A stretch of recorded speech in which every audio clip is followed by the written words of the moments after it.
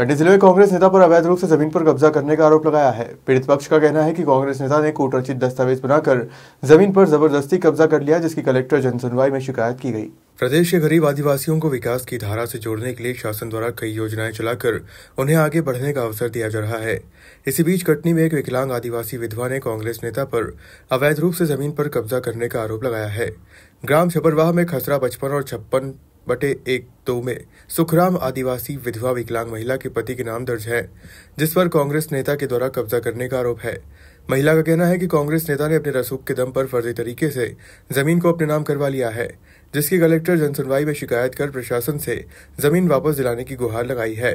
वहीं deputy collector Pradeep Mishra ने जांच की बात कही है। हमारी जैन कलौनी में जमीन है, हम विकलांग हैं, हमारे जमीन में कब्जा किया राकेश जैन कलौनी। आपको कौन से समाज से आते हैं? कौन से समाज से आते हैं? आदिवासी।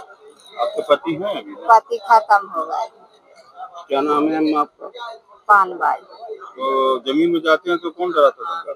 वही राकेश जैन। तो ये एनकेजे में छपरवा ग्राम लगता है, उसमें आदिवासी जमीन सुखराम अशोक के नाम थी, जो अवैधानिक रूप से राकेश जैन कक्का ने खरीदी और छोटे छोटे टुकड़े करके जैन कॉलोनी बना के करीब 400 करोड़ रुपए के प्लाट काट कर बेच दी। इसकी जांच की जाए।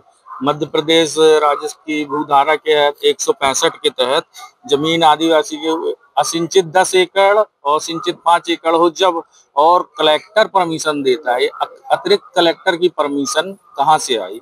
और वैसे भी आदिवासी इन्होंने परमिशन ली है 20 डिसमिल की और रजिस्ट्री करा ली कितने की 2.5 एकड़ की, सरासर गलत। और भी आदिवासी हैं, पूरे 10 एकड़ करीब रखवा है, 400 करोड़ का घोटाला किया है। ठीक है, इसकी बाकी कलेक्टर साहब इसके आधार पर आदिवासी कीमत के गाइडलाइन के हिसाब से वो करते हैं, लेकिन इसमें कुछ भी नहीं हुआ है।